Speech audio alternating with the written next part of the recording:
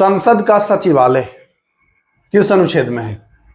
ऐसे तमाम अनुच्छेद जो आप नहीं जानते हैं, आज के इस वीडियो में हम लोग अनुच्छेद से संबंधित अनुच्छेद 94 से लेकर के 123 अनुच्छेद तक अध्ययन करेंगे।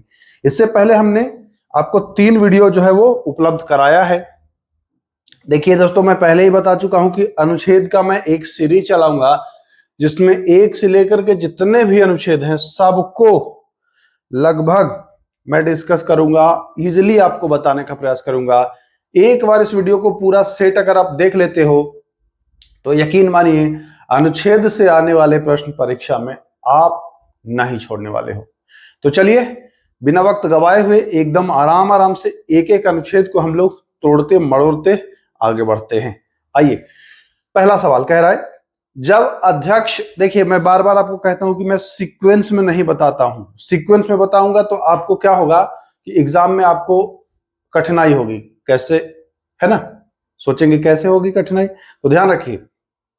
यहां जैसे मैं बताऊंगा 93, तो अगला आप स्वतः जान जाएंगे 94 होगा, 95 होगा। दिमाग उस पर काम करना स्लो रहेगा, वो जानेगा कि चलो ऑटो पायलट मोड में चलने दो, उससे नहीं होगा। यहां थोड़ा सा आपको कभी आगे का अनुच्छेद कभी पीछे का अनुच्छेद ऐसे करोगे तब आपको सही रहेगा। आ जाइए, जब अध्यक्ष या उपाध्यक्ष को पद से हटाने का कोई संकल्प विचाराधीन हो तब उसका पीठासीन न होना। देखिए पहले ये जान लीजिए कि अध्यक्ष और उपाध्यक्ष ये लोकसभा में होते हैं। ये कहां होते हैं? ये होते हैं लोकसभा में, राज्यसभा में नहीं। राज्यसभा में सभापति और उपसभापति होते हैं। तो समझ लिए कि ये बात की जा रही है लोकसभा की, ये बात की जा रही है लोकसभा की। अब जानिए, लोकसभा अध्यक्ष के बारे में मैंने बताया था कि लोकसभा अध्यक्ष जो होते हैं वो अनुच्छेद 93 में लोकसभा अध्यक्ष का उल्लेख है। किसमें? 93 में, ठीक है। 94 में है कि लोकसभा अध्यक्ष को हटाया जाना, लोकसभा अध्यक्ष को हटाया जाना। 95 में है कि अगर लोकसभा के अध्यक्ष हट गए तो इनके बजाय उपाध्यक्ष या कोई अन्य व्यक्ति कार्य करेगा, ठीक है। 96 में जो है वह यही लिखा है कि जब अध्यक्ष या उपाध्यक्ष को हटाने का कोई प्रावधान हो तो वह जो है वो पीठासीन नहीं होंगे। इस बात का उल्लेख जो है वो किसमें है? यह है 96 में। तो हमारा जो सही विकल्प आंसर है वह हो जाएगा क्या? Option number C. कोई दिक्कत किसी को यहां तक समझने में दिक्कत हो तो बताइए, यहां तक कोई दिक्कत है? कहेंगे नहीं, यहां तक कोई दिक्कत नहीं है, तो हमारा क्या हो जाएगा? सी विकल्प सही। आइए दूसरे सवाल पर आते हैं। संसद का सचिवालय, मैं इसी प्रश्न की बात कर रहा था। तो संसद का सचिवालय जो है वो है आपके अनुच्छेद नंबर 98 में। अनुच्छेद नंबर 98 में जो है वो लिखित है संसद का सचिवालय। बहुत महत्वपूर्ण है, एग्जाम में आता है प्रश्न, संसद का सचिवालय किस अनुच्छेद में है? तो बताएंगे अनुच्छेद 98 यानी कि 98। आइए अगला सवाल देखिए क्या कह रहा है, सदनों में मतदान कार्य करने की शक्ति तथा संसद का कोरम यह किस अनुच्छेद में है? संसद का जो कोरम है, आपको पता है कि कोरम जो है वो 10% होता है। कोरम होता है 10%। संसद का जो भी कोरम है, चाहे लोकसभा की बात करिए चाहे राज्यसभा की, 10%।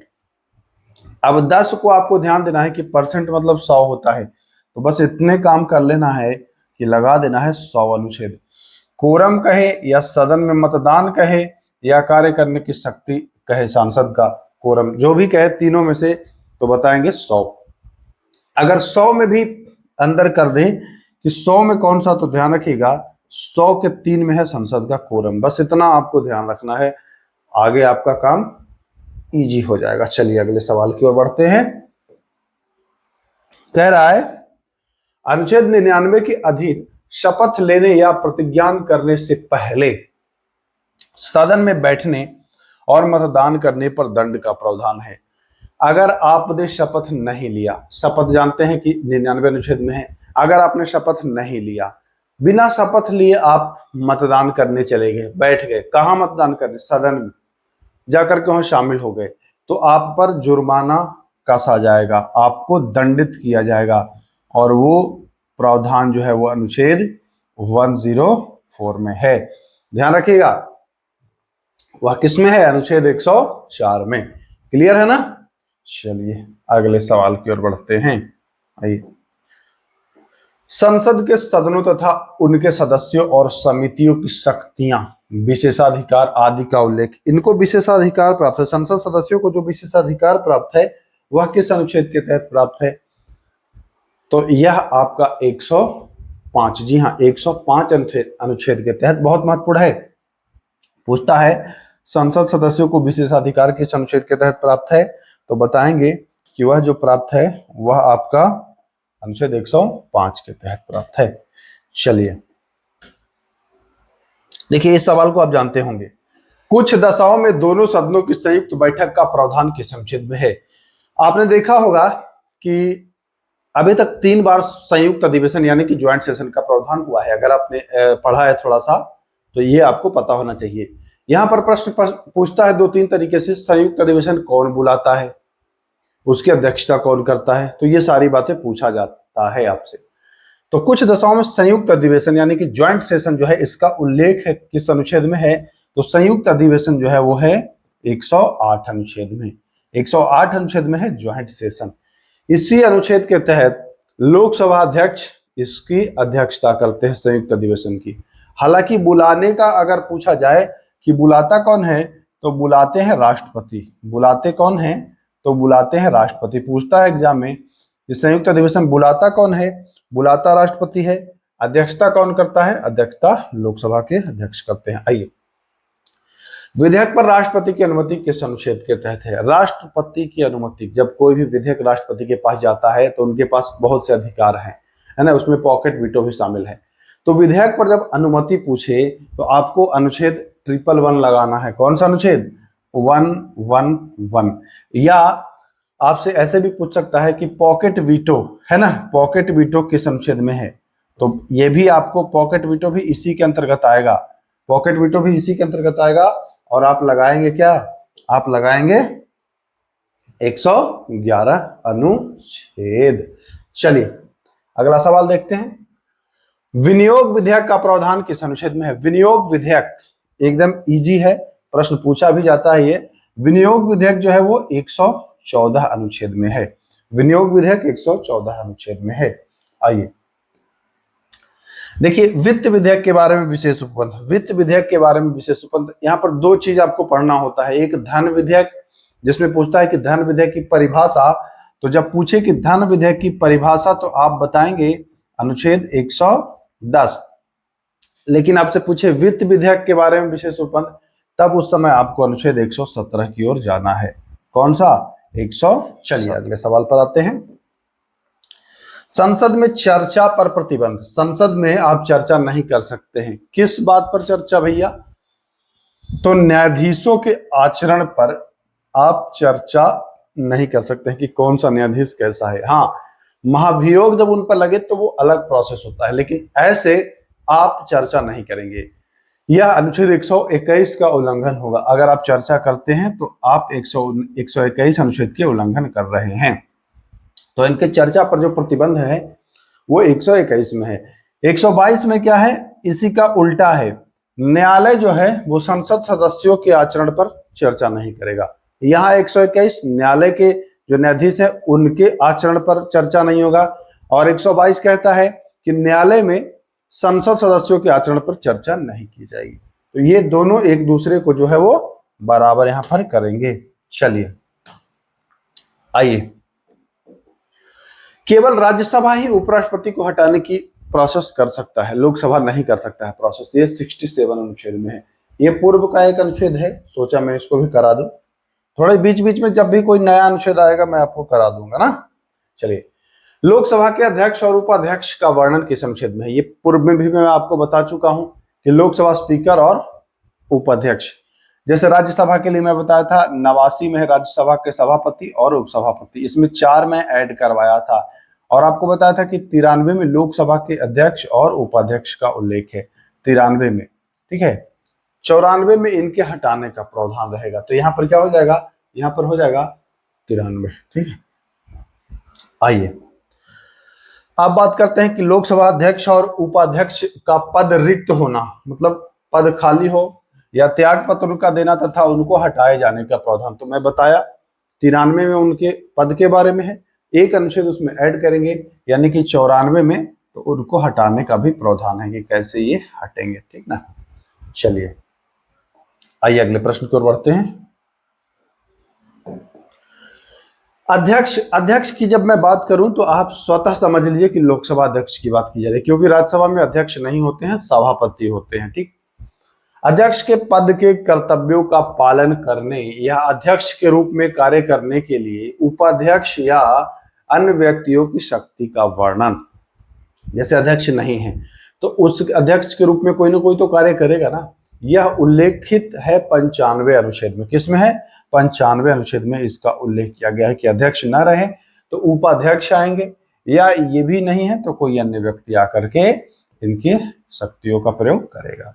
तो ये 95 अनुच्छेद में इस बात का उल्लेख है। देखिए 94 में क्या है, तो 94 में मैं आपको बता दिया कि उनको हटाने का प्रावधान है अध्यक्ष और उपाध्यक्ष का।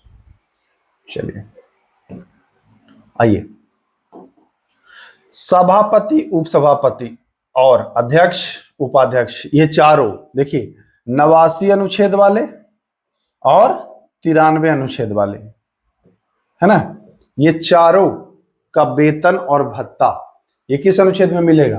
तो ये चारों का वेतन और भत्ता जो मिलेगा वो अनुच्छेद 97 में मिलेगा। लोकसभा अध्यक्ष, उपाध्यक्ष, राज्यसभा के सभापति और उपसभापति, इनके वेतन और भत्तों का जो उल्लेख है यह किस अनुच्छेद में है? तो यह जो है आपके अनुच्छेद नंबर 97 में है। चलिए अब आपसे पूछ सकता है कि उपराष्ट्रपति का वेतन किस अनुच्छेद के तहत प्राप्त होता है? तो अब आप कमेंट कर सकते हैं कि उपराष्ट्रपति का वेतन किस अनुच्छेद के तहत दिया जाता है। चलिए, संसद के सदस्यों द्वारा शपथ या प्रतिज्ञा। आपको याद होगा कि मैंने बताया था 104 अनुच्छेद में यह प्रावधान है कि अगर आप बिना शपथ लिए ही बैठते हैं तो आपको जुर्माना देना पड़ेगा। किस अनुच्छेद की मैं बात किया था वहां? तो वहां मैं बात किया था 99 अनुच्छेद की। किसकी? मैं वहां बात किया था 99 नंबर के अनुच्छेद की बात किया था, शपथ लेने वाला। चलिए, संसद सदस्य की अयोग्यता निर्वाचन के लिए निर्हरता किस अनुच्छेद में है? संसद के सदस्य अयोग्य हो जाएंगे कब, उसके लिए जो उल्लेख किया गया है क्या क्या प्रोसेस, वो 102 में है, ठीक ना। चलिए, संसद सदस्यों के वेतन और भत्ता। देखिए अभी इन चारों का वेतन और भत्ता था, अभी इन चारों का वेतन भत्ता था, सभापति, उपसभापति, अध्यक्ष और उपाध्यक्ष, वो था आपके अनुच्छेद नंबर 97 में, ठीक है। 9 और 7 को जोड़ेंगे तो क्या होगा? 9 और 7 को जोड़ेंगे तो 16 होगा, ठीक है। 16 में देखिएगा कि 16 में चारों का उल्लेख है, लेकिन 16 से मिलता जुलता यहाँ कोई अनुच्छेद दिख रहा है? कहेंगे हाँ, अगर 0 को मिटाएंगे तो 16 ये भी हो जाएगा। तो यहाँ सबका उनके अलावा बाकियों का जो वेतन और भत्ता है वो 106 अनुच्छेद में है। ये बिल्कुल आराम से आप याद कर लेंगे हल्के फुल्के ट्रिक के माध्यम से भी। चलिए, धन विधेयक की परिभाषा। धन विधेयक की परिभाषा तो 110। आप जानते हैं कि धन की जब बात की जाती है तो 10 रुपए का नोट याद आ ही जाता होगा आपको ना, कम से कम, क्योंकि 8 रुपए का नोट होगा नहीं, 9 रुपए का भी नहीं होगा। तो परिभाषा की जब बात करें तो 110 अनुच्छेद बता देना। चलिए आइए, वार्षिक वित्तीय विवरण जिसको आप बजट कहते हैं, वार्षिक वित्तीय विवरण जिसको आप बजट कहते हैं, बजट का उल्लेख जो है वो अनुच्छेद किसमें है? देखिए 111 में है पॉकेट वीटो, है ना। इसमें मैं आपको पहले ही बता चुका हूं कि इसमें है पॉकेट वाला वीटो या विधेयक पर अनुमति। 110 में आपको मैंने बता दिया मनी बिल यानी धन विधेयक, बता दिया कि नहीं। 112 में है बजट, वार्षिक वित्तीय विवरण। 114 में आपका जानते ही हैं विनियोग। चलिए आइए, लेखा अनुदान, प्रत्यानुदान तथा अपवादानुदान, इनका प्रावधान 116 अनुच्छेद में आपको मिल जाएगा। आइए अगले सवाल, संसद में प्रयोग की जाने वाली भाषा। संसद में किस भाषा का प्रयोग किया जाएगा? इस बात का उल्लेख अनुच्छेद 120 में है। देखिए 98 अनुच्छेद में संसद का सचिवालय है, 99 अनुच्छेद में संसद के सदस्यों का शपथ है, 120 में जो है वह है इनका भाषा। इंपॉर्टेंट है, ध्यान रखिएगा। अगला सवाल है न्यायालय द्वारा संसद की कार्रवाइयों की जांच न किए जाने का प्रावधान। जैसे आपने 121 अनुच्छेद में पढ़ा था कि जो न्यायाधीश हैं इनके आचरण पर चर्चा नहीं किया जाएगा संसद में, 121 था। लेकिन यहां उल्टा है, न्यायालय नहीं जांच करेगा संसद के द्वारा जो कार्रवाइयां की गई हैं उसकी। ये होगा 122 में। 120 में क्या होगा, संसद का जो भाषा है। 121 में बता दिया आचरण पर चर्चा नहीं होगी। 123 में अध्यादेश है, तो ये आप जानते ही हैं। चलिए अगले प्रश्न की ओर। अध्यादेश तो 123 हो जाएगा, ये तो कर ही लिया आपने। आइए, बजट को राष्ट्रपति प्रत्येक वित्त वर्ष में दोनों सदनों में प्रस्तुत कराएगा। बजट की बात की गई है तो 112 अनुच्छेद के साथ आप लगाइए। बजट है 112 अनुच्छेद में, तो ये आपका सी विकल्प सही हो जाएगा। चलिए अगले सवाल पर हम आते हैं। कह रहा है बिना राष्ट्रपति के सिफारिश के कोई अनुदान की मांग नहीं किया जाएगा। राष्ट्रपति से अगर राष्ट्रपति की अनुमति नहीं है तो कोई भी अनुदान की आप मांग नहीं कर सकते हैं। और जब अनुदान की बात आता है तो देखिए 110 में है धन विधेयक, 112 में है आपका बजट, 117 में है आपका वित्त विधेयक, बच गया आपका 113। तो 113 हो जाएगा सही कि बिना राष्ट्रपति के सिफारिश के कोई भी अनुदान की जो है वो मांग नहीं की जा सकती है। आइए अगले सवाल की ओर बढ़ते हैं। देखिए क्या कह रहा है, भारत की संचित निधि से कोई धन विनियोग विधेयक के बिना नहीं निकाला जाएगा। भारत की संचित निधि से कोई भी धन बिना विनियोग विधेयक के नहीं निकाल सकते हैं। अब विनियोग विधेयक की बात करें तो 114 अनुच्छेद आप पढ़े ही हैं, तो यहां पर 114 अनुच्छेद जो हो जाएगा वो सही हो जाएगा। चलिए अगले सवाल पर हम आते हैं। अगला सवाल कह रहा है बिना राष्ट्रपति की सिफारिश के कराधान संबंधी कोई विधेयक संसद में प्रस्तुत नहीं किया जाएगा तथा ऐसे विधेयक को राज्यसभा में प्रस्तुत नहीं किया जा सकता। यह प्रावधान किस अनुच्छेद में है? बहुत महत्वपूर्ण अनुच्छेद है ये। देखिएगा इससे मिलता जुलता आपको यह अनुच्छेद आपको मिला था। बिना राष्ट्रपति की सिफारिश से कोई अनुदान की मांग नहीं की जाएगी तो 113 होगा। लेकिन अगर पूछे कि बिना राष्ट्रपति के सिफारिश के कराधान संबंधी कोई विधेयक संसद में प्रस्तुत नहीं होगा तथा ऐसे विधेयक को राज्यसभा में भी प्रस्तुत नहीं किया जाएगा। यह अगर बात करता है कराधान संबंधी, यानी कि ये वित्त विधेयक से रिलेटेड है, तो वित्त विधेयक आप लगाएंगे अनुच्छेद 117 में, है ना। 117 में प्रावधान किया गया है कि राज्यसभा में नहीं पेश किया जा सकता है। ये ध्यान रखिएगा, बहुत महत्वपूर्ण पॉइंट है ये। चलिए, धन विधेयक को राज्यसभा में प्रस्तुत नहीं किया जाएगा। देखिएगा ये प्रश्न में फंसता है बच्चा। धन विधेयक तो समझता है आदमी कि 110 अनुच्छेद लगा दो, लेकिन पूछ क्या रहा है कि धन विधेयक को राज्यसभा में प्रस्तुत नहीं किया जा सकता तथा इसे केवल लोकसभा में प्रस्तुत किया जा सकता है। यह प्रावधान किस अनुच्छेद में है?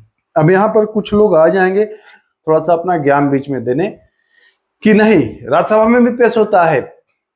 तो भाई राज्यसभा में बस केवल नाम के लिए जाता है, राज्यसभा उस पर कुछ करे या ना करे हम मानेंगे नहीं।